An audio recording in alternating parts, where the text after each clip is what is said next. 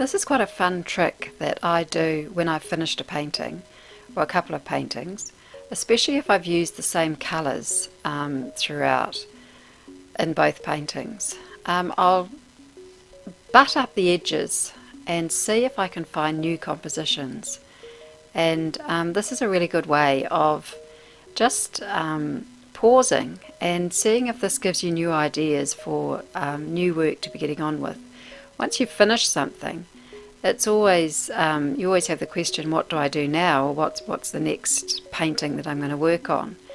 And this fun little thing to do can often give you the answer to that question. It sort of opens up new possibilities for new compositions and new ideas and combinations.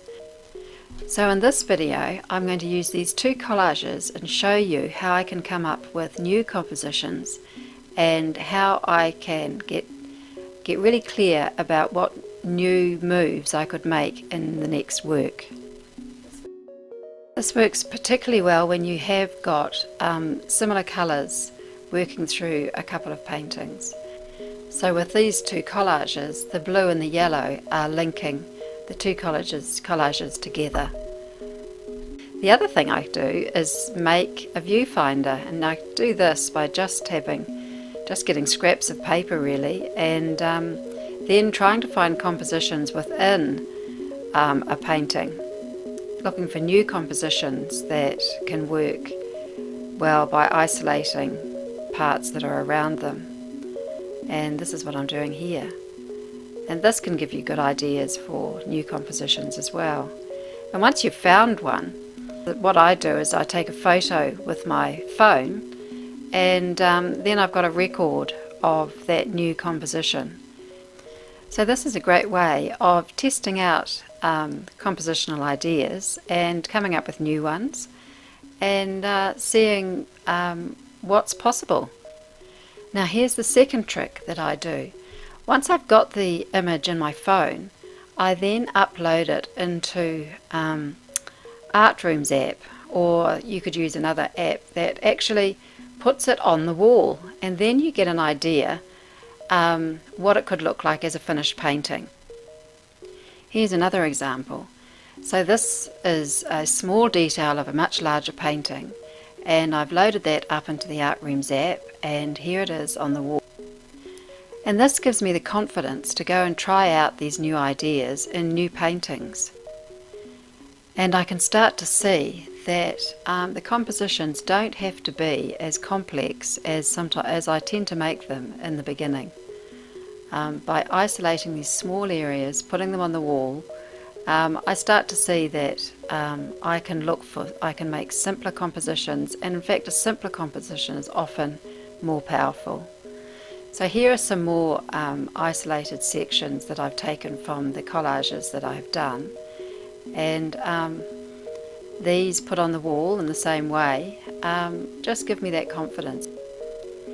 So when isolating an area and looking for these compositions, what are we actually looking for?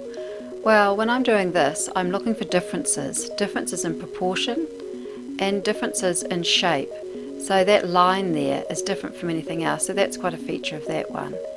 And up here, I'm looking at the shape of that dark area with the pointy bit there, and contrasting curve with line, thin with fat, little with big, looking for any sort of differences that are quite strong.